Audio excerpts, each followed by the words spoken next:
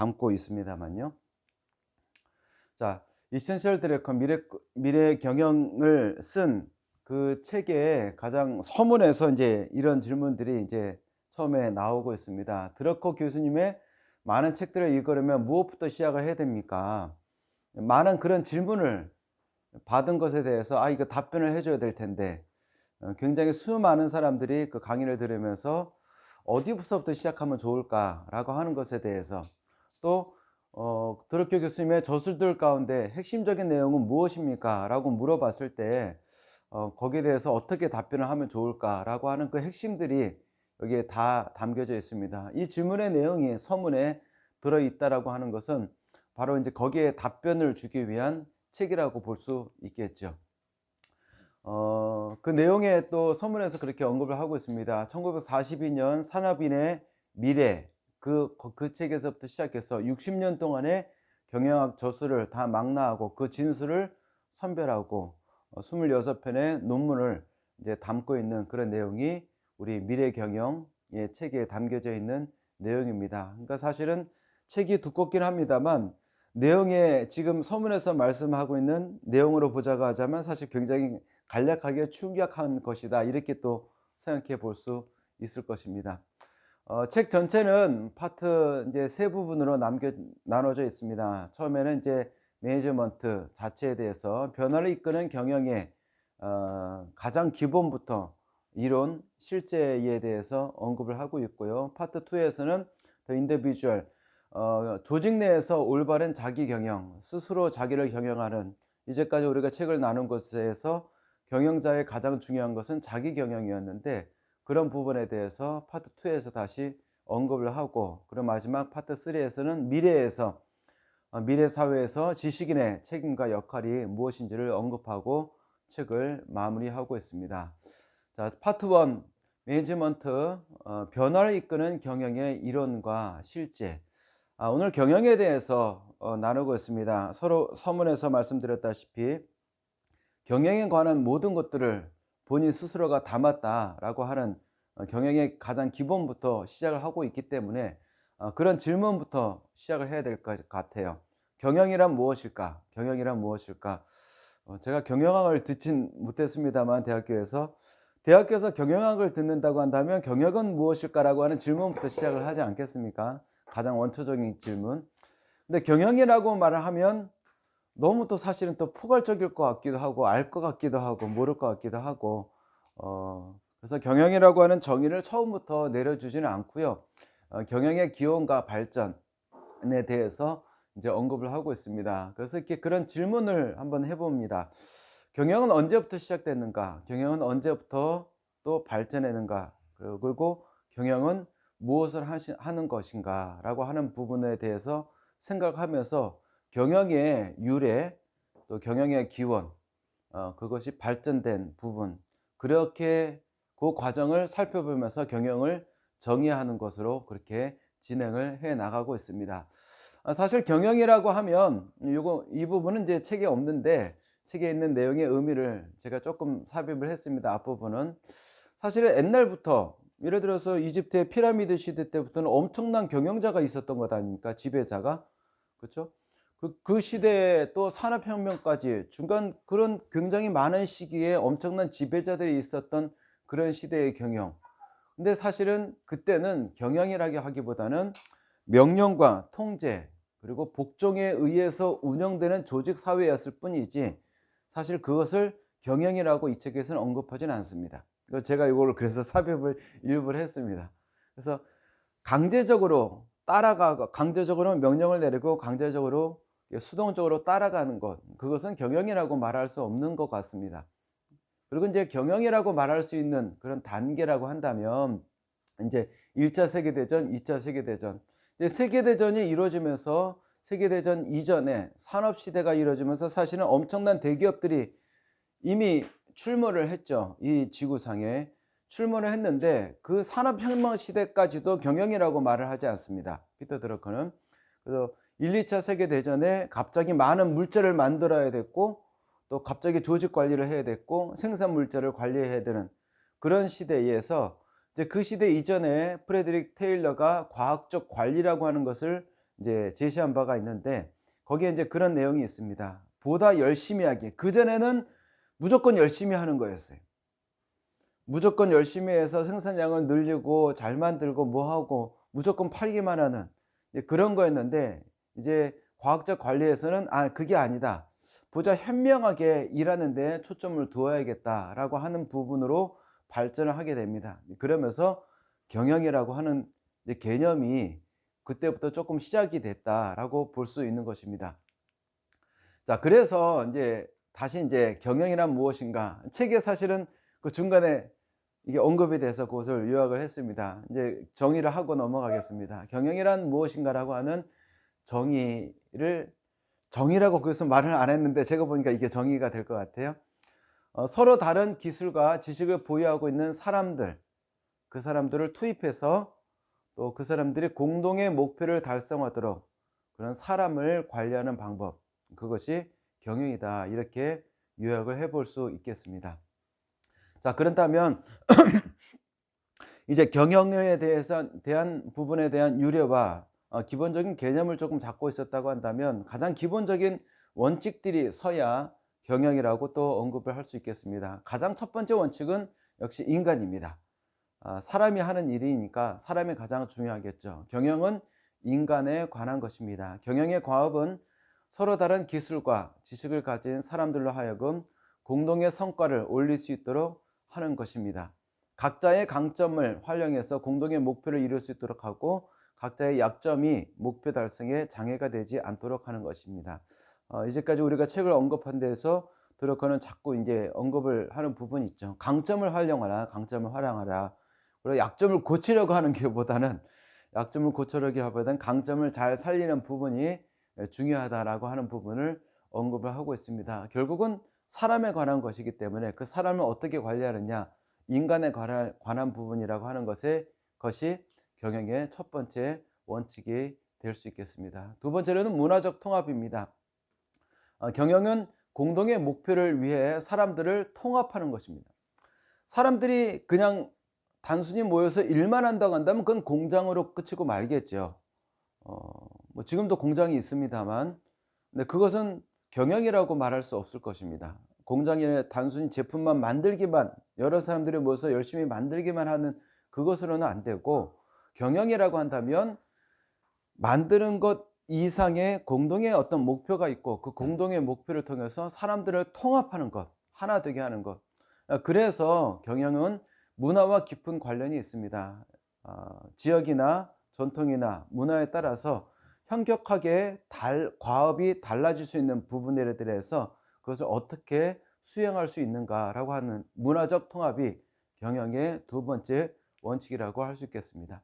세 번째는 공동의 비전과 목표와 가치관을 가지고 경영을 해야 할 것입니다. 모든 기업의 구성원들은 공동의 목표와 가치관들을 가질 것이 요구됩니다. 좀 전에 말씀드린 대로 단순히 공장에서 물건만 제작하고 납품만 하는 것으로 그친다고 한다면 어떤 다른 목적은 없고 무조건 많이 판매하고 많이 만드는 것만 목적이겠죠. 근데 그것은 경영이라고 할 수 없고 그 이상의 목적이 있어야 되는데, 그 이상의 목적은 공동의 목표와 가치관, 그런 것들이 모든 구성원들이 그런 것을 가져야 합니다. 그것이 없는 구성원이라고 한다면 기업으로 존재할 수 없을 것입니다. 경영의 첫 번째 과제는 그래서 공동의 비전과 목표, 가치관에 대해서 구성원들에게 제시할 수 있어야 비로소 경영이다, 이렇게 말할 수 있을 것입니다. 자, 네 번째로는 훈련과 개발입니다. 경영은 조직과 그 구성원들이 새로운 요구와 기회 그리고 변화에 맞춰 성장하고 발전할 수 있도록 해 주어야 합니다. 뭐 같이 다시 언급을 하는데, 공장에서 그냥 생산량만 많이 만들기 위해서라고 한다면 잘 먹이고 임금 조금 더 주면 되겠죠. 근데 그것이 아니라 어떤 그 이상의 우리가 목적과 가치와 목표가 있다라고 한다면 구성원들이 모든 목적과 그 가치관에 대해서 달려갈 수 있도록, 또 그렇게 하기 위해서 구성원들 스스로가 스스로를 훈련하고 또 개발하고 발전하는 그런 기회와 시간들이 있어야 됩니다. 그래서 모든 기업은 배우는 기관이 되어야 되고 또한 가르치는 기관이 되어야 합니다. 다섯 번째는 커뮤니케이션입니다. 모든 기업은 서로 다른 여러 종류의 작업을 하는데 필요한 기술과 지식을 가진 사람들로 구성되어 있습니다. 아, 여러 사람들이 많죠. 또 목적이 있고요. 그래서 기업에게 필요한 것은 커뮤니케이션과 개인의 책임을 바탕으로 조직이 되어야 됩니다.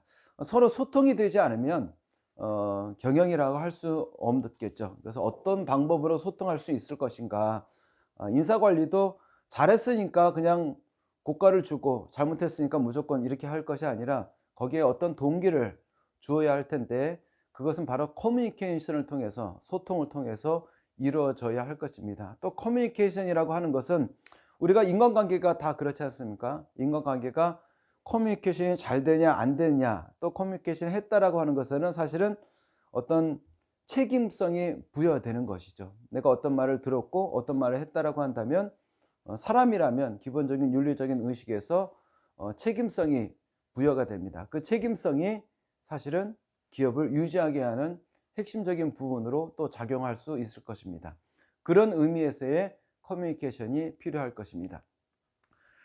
여섯 번째는 성과 평가, 수익률, 생산량과 같은 단순 지표로는 경영과 기업의 성과 측정 지표가 될 수 없습니다. 단순히 많이 팔았다라고 하는 그런 부분으로는 기업의 경영이라고 하는 기업의 측정 지표가 그것은 될 수 없을 것입니다. 시장 점유율이나 혁신, 생산성, 인적 자원 개발, 제품의 품질, 재무 상태 등 기업의 성과가 그런 것들이 기업의 성과로 평가되어야 기업은 생존할 수 있을 것입니다. 성과 평가의 분야가 이전과 달라져야 된다라고 하는 부분에 대해서 언급이 되어야 경영이라고 비로소 말할 수 있을 것입니다. 자, 일곱 번째, 고객 만족. 가장 중요한 결과는 사실은 결국 외부에서 나타납니다. 스스로 경영을 평가하기보다는 사실 외부에 나타난 결과로 평가할 수 있을 것인데, 그 외부의 가장 큰 평가는 역시 고객이겠죠. 고객 만족이겠죠. 그래서 기업의 결과라고 할 수 있다라고 한다면 오직 고객의 만족을 의미하는 것으로 이렇게 경영의 원칙을 언급을 할 수 있겠습니다. 경영의 7가지 원칙을 정리를 해 보았습니다. 자, 그렇다고 한다면 경영이 해야 될 것은 무엇인가? 경영은 무엇인가라고 하는 그런 전제를 우리가 가장 경영이라고 하는 것을 찾아가고 있는데, 그 경영이 해야 될 그 과업, 일, 그것은 무엇인가? 그 첫 번째 질문은 경영은 무엇인가라고 하는 것을 질문하기보다는 사실은 그 과업을 통해서 경영이 정의되어야 되는 것을 알 수가 있습니다. 단순히 일만을 의미하는 그 과업이 아니라 정말 경영이라고 하는 것을 우리가 무엇인가를 찾아가는 그 과정이라고 본다면, 그 과정 속에서, 그 과업 속에서 또 수행하는 그 모든 것을 통해서 경영을 정의할 수 있어야 할 것입니다. 자, 경영의 또 다른 부분은 경영의 사회적 책임이 가장 큰 부분이 있다라고 하는 부분입니다. 그전에는 사실 사회적 책임이라고 하는 것이 별로 없었죠. 1, 2차 세계대전이나 그 이후에서 이제 그 큰 대기업들이 차지하고 있는 분야는 단순히 자기 기업만 크는 것으로만 되는 것이 아니라, 사실은 우리가 뭐 오늘날의 대기업도 그렇고 뭐 삼성이라고 하는 그런 케이스도 봤고, 또 울산 현대라든지 단지 회사 자체만이 아니라 사실은 그 회사는 국가나 그 나라에 굉장히 많은 영향력을 끼치고 있다라고 하는 부분을 우리가 돌이켜 본다면, 경영이라고 하는 것은 사회적 책임까지 우리가 생각을 반드시 해야 되는 것입니다. 그런데 오늘날 경영이 이게 심각한 도전에 직면하고 있는 것은, 또 경영이라고 하는 것이 우리에게 특별히 다시 대두되고 우리가 각성을 해야 되는 것은, 경영이 이런 폭넓은 사회적 기능을 수행하고 있기 때문이고, 또 그것을 강구하고 있기 때문에 이런 경영에 대한 사회적 책임을 우리가 다시 한번 되새겨야 할 것입니다. 그래서 이런 질문을 해볼 필요가 있습니다. 경영은 누구에 대해서 책임을 지는 것인가? 그리고 무엇에 대해서 책임을 지는 것인가? 또 경영의 권한을 발휘하게 하는 근거는 무엇인가? 다른 질문을 하자면 경영의 합법성을 부여하는 것은 무엇인가? 그런 근거에서 경영자라고 한다면 내가 지금 여기 회사의 오너이니까 경영자다, 이것이 아니라 사실 이런 책임감과 윤리의식을 가지면서 경영의 합법성이 힘이 거기에서 나온다라고 하는 것에 대해서 우리가 사회적 책임을 인식을 하고 있어야 하겠습니다. 자, 오늘날 경영자가 필요라고 하는 정보는 무엇이야 하는가? 그러니까 이전에는 경영이라고 할 수도 없었습니다만, 또 그것을 경영이라 하더라도, 또 얼마 전의 시기를 경영이라 하더라도, 오늘날 우리 시대에서 경영이라고 하는 그 경영자가 필요라고 하는 정보는 무엇을 차지해야 하는 것인가 라고 하는 질문을 보면, 기업과 정보를 재설계하는데 이제 앞선 분야는 회계 분야입니다. 결국은 모든 것은 다 재정 분야로 이게 평가가 될 수밖에 없죠. 그것을 어떻게 해석하고 어떻게 적용하는가라고 하는 그런 부분인데, 이미 많은 기업이 전통적 원가 회계에서 그러니까 이전에 단순히 생산량, 소비량, 뭐 여기에 이제 들어가는 여러 가지 부대 비용, 이런 것들을 생각했던 그런 전통적 원가 회계에서 활동 기준, 원가 계산, 액티비티 베이스 코스팅, ABC로 전환을 했다. 그래서 책에서는 이제 원가 관리에서 성과 관리라고 하는 그런 개념으로 이것을 바꾸어서 설명을 하고 있습니다. 오늘날 경영에 필요한 것에 대한 구체적인 내용을 조금 더 들어가 보면, 자, 단순한 제작 원가를 넘어서 경제 사슬 원가 개념을 갖고 있어야 됩니다. 치열한 세계 시장에서 경쟁할 수 있으려면 전체 경제 사슬의 원가를 알아야 됩니다. 단순한 계산법으로만, 주판에서만 나오는 그런 부분이 아니라, 사실은 전체 경제 사슬에서 내가 차지하고 있는 분야는 무엇인가 라고 하는 폭넓은 분야까지 생각을 할 때, 그때야 비로소 정말 대기업이다, 그때야 비로소 경영이다 라고 그렇게 말을 할 수 있을 것입니다. 원가에 기초한 가격 결정에서 가격에 기초한 원가 설정으로 전환을 해야 됩니다. 즉, 지금의 가격 설정이라고 하는 것은 단순히 내가 이것을 만들었기 때문이 아니라, 만들었기 때문에 얼마를 받아야겠다라고 하는 그런 부분이 아니라, 사실은 사회적인 비용이나 여러 가지 것들을 포함해서 가격 설정이 되어야 되고, 그런 가격 설정에 따라서 또 사실은 사회에 다시 환원을 하는 여러 가지 것들을 포괄적으로 생각을 하면서 원가를 설정해야 되는 그런 개념이 필요할 것입니다. 두 번째로는 기업의 이익은 원가 통제함으로써가 아니라 부를 창조함으로써 발생합니다. 단지 내가 수익을 얻었다라고 하는 그 수익과 수익이 아닌 부라고 하는 개념으로 여기에 이 책에서 이야기를 하고 있습니다. 자, 이는 전통적인 원가 회계에서는 나타나지 않습니다. 경제 부가가치 분석이라고 하는 그런 근거로, 그런 분석을 근거로 할 수 있는 정보가 있어야 합니다. 부가가치라고 하는 부분에 대해서 개념을 가지면서 경영을 해야 부라고 하는 것을 알 수가 있고, 단순한 수익을 넘어서 우리가 경제 사슬, 전체 경제 사슬에서 내가 차지하고 있는 위치, 그런 부분을 알 수 있어야 할 것입니다. 그래야만 비로소 우리가 뭐 국가 경제까지는 아니라 하더라도, 사실은 대기업은 국가 경제에 어마어마한 영향을 미치고 있기 때문에 그런 개념까지도 우리가 좀 찾아가고 있어야 되는데, 사실 말은 이렇게 하고 있습니다만 저도 잘 모르는 말입니다. 분야가 얼마나 너무 넓기 때문에. 근데 아마 정말 큰 회사라고 한다면 그런 개념까지도 가지면서 분석을 하고 그것을 가격에 산정을 하지 않을까 생각이 됩니다. 자, 세 번째로는 조직의 핵심 역량이 무엇인가. 자, 이런 개념을 가지고 있을 때에 이 기업의, 회사의, 조직의 핵심 역량이 무엇인가, 그리고 핵심 역량이 강화되고 있는 것인지 약화되고 있는 것인지에 대한 부분을 우리가 또 기억을 해야 할 것입니다. 모든 기업에게 필요한 핵심 역량은 결국은 혁신입니다. 계속 바꾸어지고 노력하는 변화와 혁신들. 자, 그런 혁신들에 대한 질문을 좀 요약을 해 보았습니다. 혁신들은 진정으로 성공적이었는가? 단순히 바꾸기 위해서가 아니라, 대기업이 또 경영자가 사회적인 책임이나 또 국가나 폭넓은 그런 개념을 가지고 있으면서 거기에서 계속해서 도전해 나가는, 전에 뭐 우리가 알고 있다시피 요즘 시대는 특별히 그렇지 않습니까? 지금 이제 나눈 내용이 오늘날의 경영자의 책임에 대한 부분들에 대해서 언급을 하고 있는데, 이제 삼성 이건희 회장이 오래전에 한 이야기죠. 어 "당장 바꾸지 않으면 안 된다." 그쵸? "당장 바꾸지 않으면 안 된다." 우리가 너무나도 많이 알고 있고, 사실 그래서 삼성이 지금 건재해 그래도 하고 살고 있다라고 하는 거, 만약 거기서 밀렸다라고 한다면, 반도체에서 밀리고 핸드폰에서 밀렸다고 한다면 지금 우리나라가 어땠을지 좀 상상이 잘 안 되지 않습니까? 그쵸? 갤럭시가 성공하지 못했다고 한다면. 어.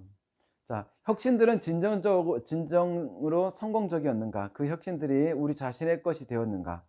그리고 혁신들이 우리의 목적과 시장 방향에 부합하는가? 혁신들이 성장 가능성이 높은가? 또 반대로 혁신하지 못하도록 방해된 것은 무엇인가라고 하는 것에 대해서 돌이켜 보아야 할 것입니다. 자, 오늘날 경영자가 필요라고 하는 정보에 대해서 계속 나누고 있습니다. 네 번째, 자본과 유능한 인재의 배분이 성과로 이어지고 있는 것인가? 기본적인 부분이 있죠. 자본과 사람은 기업이 우수한 성과를 올리게 될지, 또 빈약한 성과를 올리게 될지를 결정하는 가장 기본적인 부분입니다. 자본과 인재의 효과적인 배분이 어떻게 되고 있는지에 대한 오늘날의 정보, 이전의 평가와는 다르게, 그죠? 인사관리라든지 또 자본 배분이라든지 그런 부분에서 현대적인 그런 배분이나 배분에 대한 그런 효과적인 관리 정보가 있어야 할 것입니다. 자, 이런 네 가지를 보았는데요. 재정 원가에 대한 부분, 경제사슬 원가 개념, 그리고 기업이익은 이제 부를 창조함으로써 발생한다. 그리고 조직의 핵심 역량, 그리고 자본과 인재 배분에 관한 부분들은 전술을 하기 위한 그런 정보라고 그렇게 말을 할 수 있을 것입니다. 자, 그렇다고 한다면 전략을 위한 조직적인 정보는 무엇일까요? 전략을 수립하기 위해서는 기업의 외부 환경에 대한 정보가 필요합니다. 자, 전략은 시장, 고객, 비고객, 그리고 산업 내외의 기술, 국제금융시장, 글로벌 경제의 움직임, 이런 것과 같은 외부 환경에 대한 정보를 바탕으로 수립이 되어야 전략을 비로소 짤 수 있을 것입니다. 다시 말씀드리면 앞에서 언급한 것들은 전술, 내외 대내적이라고 할 수 있는 그런 부분들이고, 전략이라고 한다면 이제 대외적으로 어떻게 회사와 기업이나 이런 부분을 넘어서 정말 우리가 그 이상을 바라볼 수 있는 그런 외부 환경에 대한 정보를 평가할 수 있는 그런 것도 갖고 있어야 비로소 또 경영이다, 이렇게 언급을 할 수 있을 것입니다. 그런 의미에서 전략을 짜야 할 것입니다. 자, 기업가 정신과 혁신 전략. 대기업은 혁신을 하지 않는다라고 하는 그런 잘못된 통념이 이제 우리들 속에 아직도 있는 부분이 있어요. 책을 읽으면서도 사실 그렇지라고 하는 생각도 들었었는데, 책에 이제 그런 이야기를 하지 않습니까? 자동차 회사는 이제 비행기를 만들지 못하고, 뭐 하는 회사는 뭐를 만들지 못하고 하는 어떤 그런 개념들이 있는데, 오늘날은 진짜 그것들이 다 바뀌어졌지 않습니까? 어떻게 테슬라에서 전기 자동차를 만들 거라고 누가 상상을 했습니까? 지금 전혀 그렇지 않은, 아이폰 같은 경우도 지금도 사실은 아이폰 공장이 따로 있는 것은 아니에요. 아이폰 회사는 회사만 있고, 공장들은 이것저것 세계 이것저것에서 다 흩어져 가지고 그것 가지고 어떻게 회사가 운영이 될 수 있는가라고 하는데, 아이폰이 세계를 지금 휘어잡고 있습니다. 그러니까 이전의 개념으로는 전혀 맞지 않는, 점점 더 혁신을 요구하는 시대가 오늘날의 시대가 아닌가. 오히려 혁신하지 않는 것은 사실은 소규모 조직이 끙끙대다 보니까 자기 변화를 갖추지 못하는 것 아닌가. 이 말에는 또 그런 의미도 좀 담겨져 있는 것 같습니다. 소규모 조직이 크지 못하는 것은 혁신하지 않기 때문이 아닌가라고 하는 그런 의미도 담겨져 있는 것 같습니다. 자, 기업가적인 새로운 사업은 기존의 오래된 사업과 분리해서 조직을 반드시 할 수 있어야 됩니다. 기존의 조직을 끙끙 앓고 있다고 한다면 그건 그거대로 내비두고 새로운 도전이 반드시 있어야 되는 부분에 대해서 언급을 하고 있고요. 두 번째로, 새로운 사업에서 핵심적인 역할을 맡게 될 그런 사람은 조직 내에서 가장 지위가 높은 최고급의 경영자가 추진을 해야 혁신이 이루어진다라고 하는 부분에 대해서, 오늘날의 혁신은 바로 그렇게 이루어질 수 있다라고 언급을 하고 있습니다. 자, 그러면서 이런 이야기를 합니다. 지금 우리는 급격한 변화의 시대를 살아가고 있다. 이 시대에 혁신할 수 있기를 바라는 기업, 성공과 변형을 바라는 기업이라면 반드시 기업가적 경영 시스템을 구축해야만 합니다. 조기 전반에 걸쳐 혁신에 대한 의욕을 불러일으킬 수 있는 정책을 도입하고, 또한 기업가 정신과 혁신의 경영 자세를 확립해야만 합니다. 급격한 변화 시대에서 혁신만이, 또 혁신을 위한 경영 시스템이 확립되는 것, 그것이 살아남을 수 있는 그런 오늘날의 기업가 정신과 혁신 전략이라고 말을 할 수 있을 것입니다.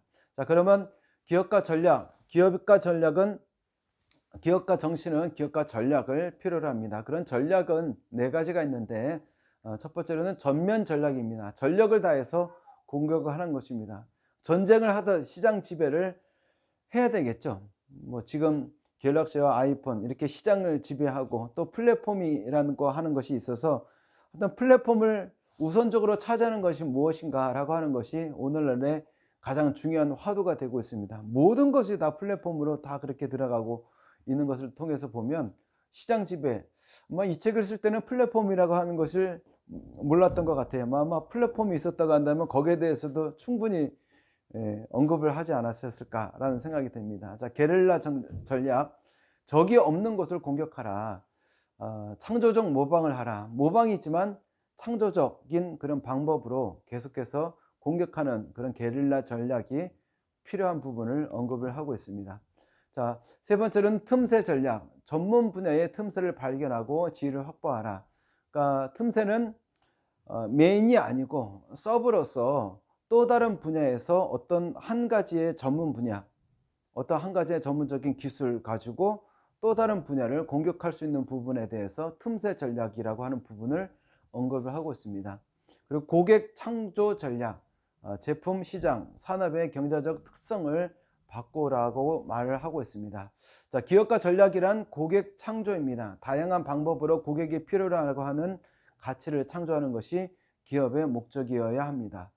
고객을 만들어야 된다, 그런 이야기죠. 고객이 알아서 사주기를 바라는 것이 아니라, 우리가 책에서 읽었다시피 팔지 말라, 사게 하라, 그렇게 이야기했다시피 고객이 이것이 필요하다라고 하는 것을 사실은 만들어라, 그 얘기입니다.